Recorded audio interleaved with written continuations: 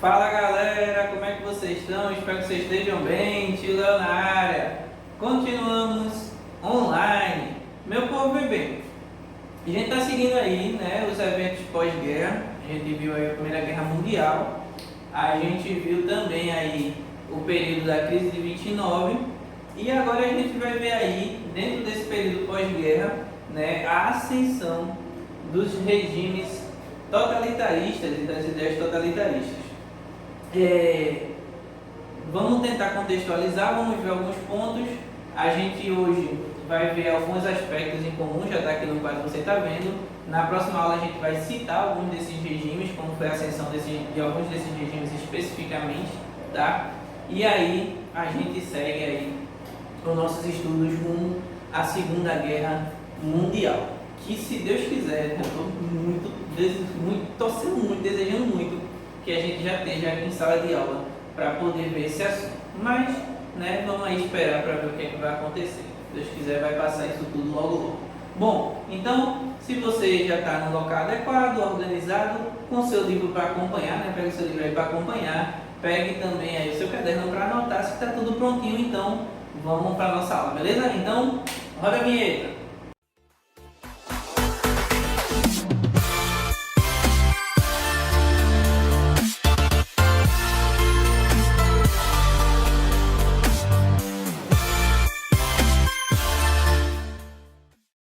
Bom, meu povo, como eu tinha dito, né, a gente vai ver a ascensão do totalitarismo especificamente na Europa.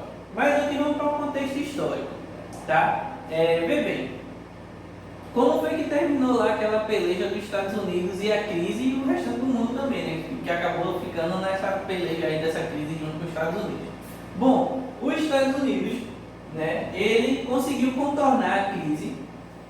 O presidente Roosevelt, ele, à frente aí, ele conseguiu 3 mandatos, conseguiu pelo Partido Democrata, né, que é um partido rival do Partido Republicano, do atual presidente, por exemplo.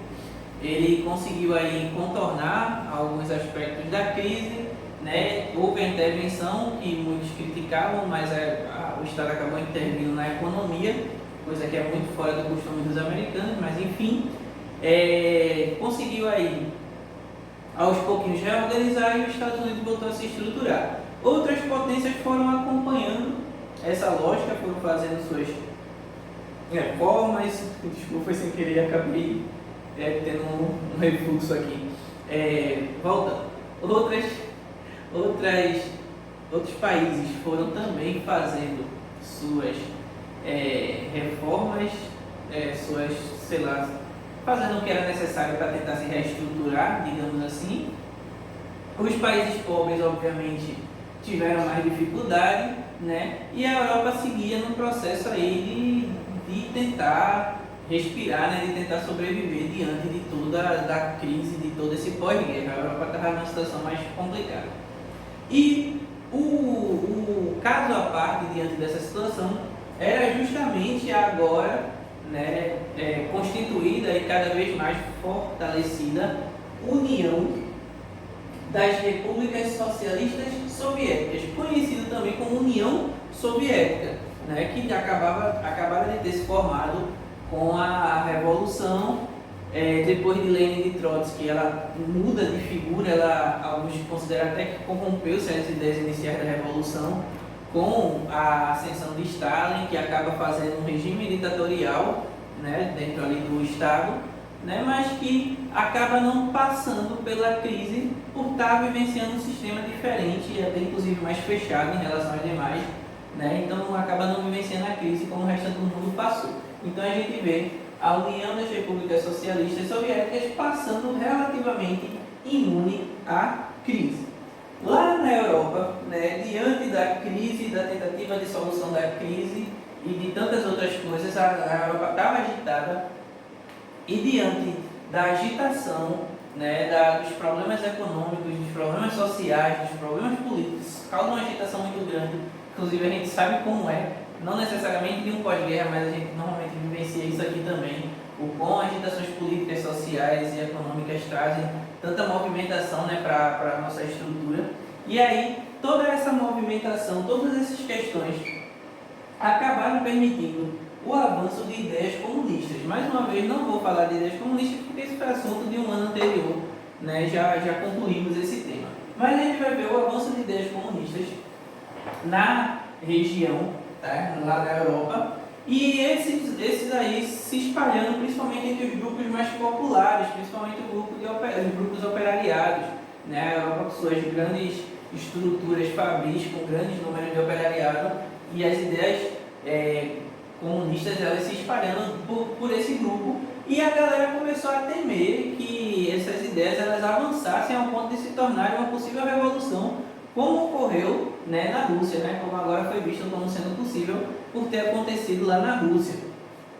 Alguns países já tinham experimentado coisas parecidas, outros ficaram bem próximos de uma revolução. Alguns países próximos na Rússia também foram conseguindo aí adentrar dentro do bloco soviético. Então a Europa começou a ficar preocupada com um possível avanço, na verdade não a Europa, né? Mas alguns grupos de alguns países da Europa começaram a ficar preocupados com um possível avanço, obviamente porque, né, o avanço dessas ideias ela iria de frente com as ideias desses grupos.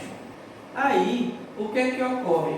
Diante dessa situação, alguns grupos da elite, digamos assim, começaram a tentar combater o avanço dessas ideias mesmo, né? Alguns grupos também de ideologias divergentes, obviamente, também começaram a combater o avanço dessas ideias. E aí a gente vai ver o crescimento, né, de outras ideologias e de outras estruturas crescerem também pela Europa, tá? Uma dessas estruturas que toma corpo, que ganha força, começa a aderir simpatizantes tanto das classes mais altas e até às vezes das classes mais pobres também. As classes mais pobres muitas vezes, né, no desejo de uma melhora mais repentina, né, no desejo de uma mudança mais rápida, mais pontual, começa a simpatizar com ideias de regimes mais centralizados, mais duros. Alguns acabam inclusive simpatizando com a ideia de ditaduras mesmo, né, apostando que nessa forma de governo talvez tivesse a solução para os problemas de uma maneira mais pontual. E é nessa vibe aí, nesse boom de ideologias e pensamentos que vai surgir vários e vai aí prevalecer e vai aí se destacar, né, as ideias comunistas, que a gente já tinha falado que estava crescendo, e as ideias contrárias ao comunismo, né, entre elas as ideias aí mais voltadas a regimes anticomunistas, como eu já tinha dito, e aí o crescimento também de partidos, né, totalitários começa a crescer por toda a Europa. Alguns partidos também de uma tendência mais social-democrata, enfim, vai começar a explodir vários grupos e várias ideologias, mas aí a gente vai ver um crescimento muito grande de partidos totalitários por toda a Europa. E a principal ideia totalitária provavelmente é o fascismo, né? Esse conceito que está sendo muito falado hoje, muito debatido hoje. A galera abre o YouTube aí, um explica que o fascismo é uma coisa, outro explica que o fascismo é outra coisa. Tem gente que não se interessa pelo assunto, tem gente que se interessa muito, né? A gente vai trazer aqui alguns pontos.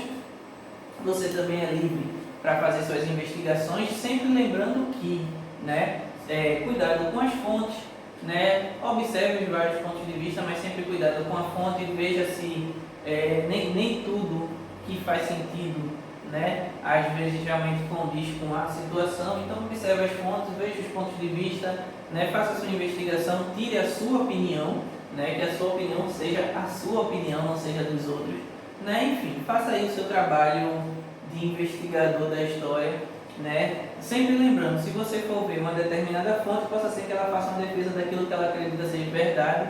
Então, uma dica que eu sempre dou é que você analise as fontes divergentes, né? O que é que quem diz que defende uma coisa, né, diz o que sobre aquela coisa, e o que é contra diz o que, enfim, você cruzar as informações, mas chegue na sua conclusão, chegue no seu entendimento, beleza? Então vamos colocar aqui alguns pontos e alguns aspectos, né, referentes, associados aí, perceptíveis aí, né, no entendimento da maior parte dos estudiosos a respeito do fascismo.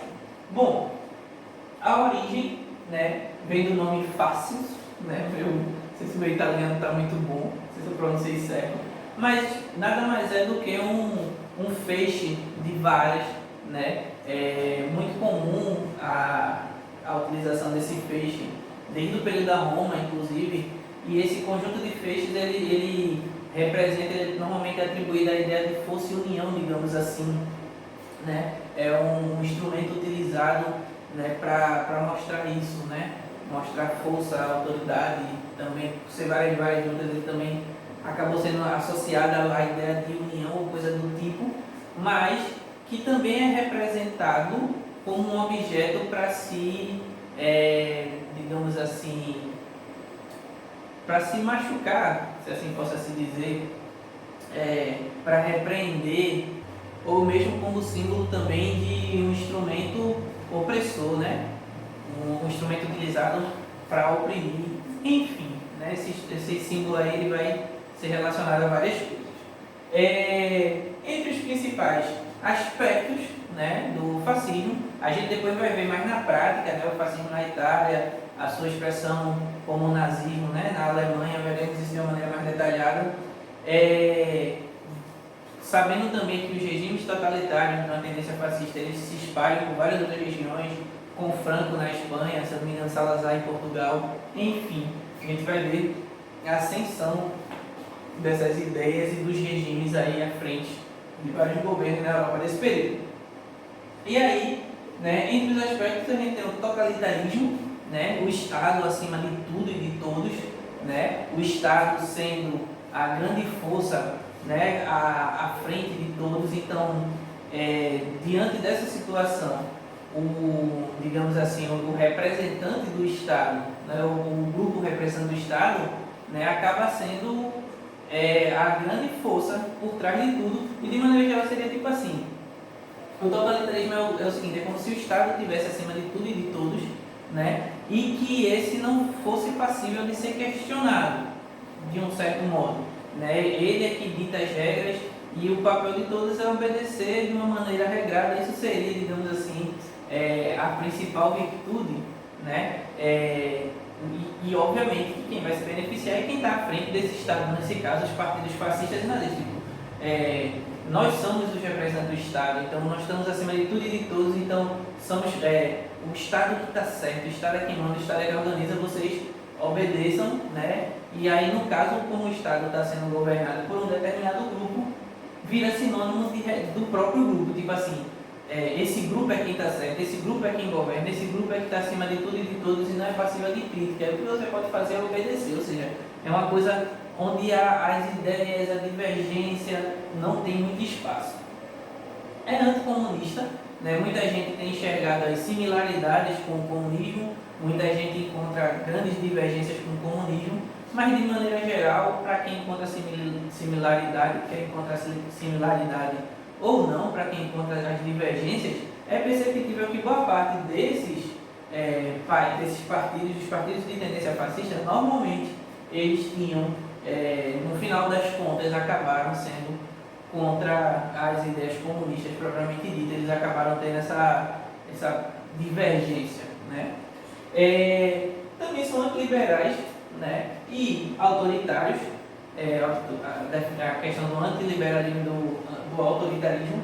Então a ideia de democracia é totalmente descartada, né? Normalmente defende-se um regime centralizado, forte, né, que a gente chama também de ditadura, onde não se tem muitas opções para discordância, né, onde a galera foca assim na questão do trabalho, né, o Estado vai garantir trabalho e prosperidade, mas, né, liberdades individuais de expressão, algumas das liberdades individuais, como por exemplo a liberdade de expressão, a ideia de trazer uma opinião oposta, a ideia de ser contrário, né, ao Estado, ser contrário ao regime, normalmente é perseguido e punido, né, características inclusive de uma ditadura, a gente também vai ver, né, isso aí. A intervenção também nas questões econômicas, enfim, né, e a gente vai ver um antiliberalismo, um autoritarismo. A gente vai ver uma grande influência das ideias militaristas, tá? Nesse caso aqui, vai se beneficiar principalmente a elite militar, obviamente, e a ideia de transformar, digamos, o Estado não numa espécie de quartel, digamos assim, mas trazer os ideais do militarismo, digamos assim, da sua forma mais rígida, de uma maneira mais exacerbada, de uma maneira mais dura, né?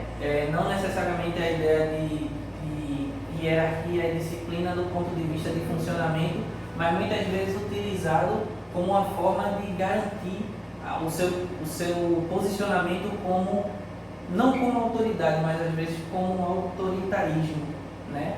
O líder mais ou menos ele vai se colocar não como autoridade, mas ele vai se colocar de uma maneira mais autoritária, utilizando-se da ideia das expressões relacionadas ao militarismo e também, obviamente, acaba tendo uma influência muito grande da questão militar. Você vai ver muitos militares simpatizantes, obviamente, ao regime, né, ligados a essa estrutura também. O ultranacionalismo, né, eu sempre tenho um problema quanto a isso, né, a galera fala em patriotismo. Eu não estou dizendo, por exemplo, você que gosta do seu país, não estou dizendo necessariamente você que simpatiza, que quer o melhor para o seu país, nem nada do tipo, mas esse ultranacionalismo sendo utilizado, digamos assim, desse patriotismo, desse amor pelo local que você tem simpatia, pelo lugar que você tem relações afetivas, utilizar-se disso para difundir as ideias que aqui estão, né? Você tem que, pela nação que isso tudo está acontecendo, então utilizar-se de um linguajar ultranacionalista do país, que nesse caso, desse país, é representado pelo Estado, governado pelo fascismo, então o país acima de qualquer coisa, o país em primeiro lugar, porque na verdade o país ele está sendo governado por isso aqui, né, pelo fascismo no caso, né? Quando digo isso aqui eu quis dizer a ideia, governado pelo grupo fascista, então a ideia de colocar o país em primeiro lugar é porque na verdade eu encabeço aquilo ali, então ao botar o país em primeiro lugar eu estou botando esse grupo em primeiro lugar, então para esse grupo era interessante essas ideias ultranacionalistas pelo país, né? Engraçado que Hitler utilizava isso muito pela Alemanha, ele era a própria expressão da Alemanha, ele se colocava como sendo a própria expressão da Alemanha naquele período, né? Então era uma linguagem muito utilizada, era a ideia do ultranacionalismo, era uma ideia bastante difundida no período. O culto à personalidade, personagens como Hitler, personagens como Mussolini, personagens como Franco e tantos outros, eles normalmente se evidenciavam muito, né? Eles normalmente tinham um título especial, né? Mussolini, que é o líder fascista da Itália, que a gente vai estudar mais na frente, vai chamar de Duzzi, né? Algo tipo como chefe, digamos assim. O Führer, né? O líder, o título Führer atribuído a Hitler, então sempre tinha um título, né, de honra, digamos assim, a perfeição, tudo que aquele cara faz está certo, é pelo bem do povo, é pelo bem da nação, aquela verdade. Então aquele culto à personalidade e a personalidade se colocando como a grande razão, a grande verdade, a grande representação do país, coisa do tipo. Então existia a ideia do culto à personalidade nos regimes fascistas, né? Você vai ver isso com Hitler se colocando como sendo a própria Alemanha, se brincar, a própria representação da Alemanha e do povo alemão de maneira geral. Mussolini também se colocando como grande líder, às vezes atribuindo inclusive um título messiânico, quase que o escolhido de Deus, né? Muitos consideravam alguns desses líderes o escolhido de Deus mesmo, e você vai ver mais na frente que alguns deles acabaram cometendo grandes atrocidades. E a gente tem uma grande intolerância com a diferença, então o regime centralizado e forte não vai abrir espaço, né? É totalmente antidemocrático, não vai abrir espaço para ideias diferentes, né? Normalmente alguns desses regimes extremamente racistas, totalmente contrários a negros, totalmente contrários a outras religiões, por exemplo, o regime nazista totalmente contrário aos judeus, né? Perseguidor dos judeus, levou os judeus à morte, a gente vai ver mais na frente quando ver a Segunda Guerra Mundial. Então regimes extremamente intolerantes, né? Com pessoas de outras nacionalidades, então estrangeiros, negros também, né? As questões raciais, questões políticas, pessoas de outros pontos de vista políticos, essa galera acaba sendo encarado, você vai ver muito discurso voltado à morte, a esses grupos, a exclusão desses grupos, a prisão, a tortura, tem que prender, tem que matar, tem que bater, tem que excluir, tem que apagar. Então, discursos normalmente muito extremistas, normalmente relacionados à intolerância e à morte com grupos divergentes, sempre querendo algo do pior possível para os grupos diferentes, né? Não abrindo espaço para o debate, para os pontos de vista, para a discordância, muito pelo contrário, né? Se colocando como a única verdade e tentando exterminar a oposição das piores formas possíveis. Esses são alguns dos aspectos dos regimes fascistas que vão se estabelecer na Europa. Beleza, vai ganhar muito corpo, vai ganhar muita força, né? E vai levar também a Europa a uma guerra novamente. Meu povo, esse é um tema, né? Um tema muito forte de se trabalhar, né? É um tema muito, você precisa ter muito cuidado ao analisar.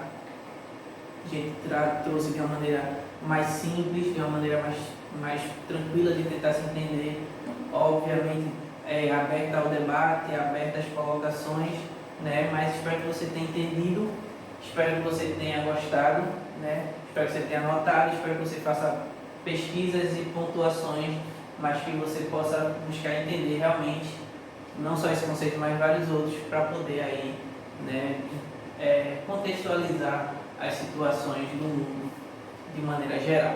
Beleza? Espero que você tenha gostado, deixe seu like, curta, compartilhe e a gente vai se ver nas próximas aulas. Até a próxima!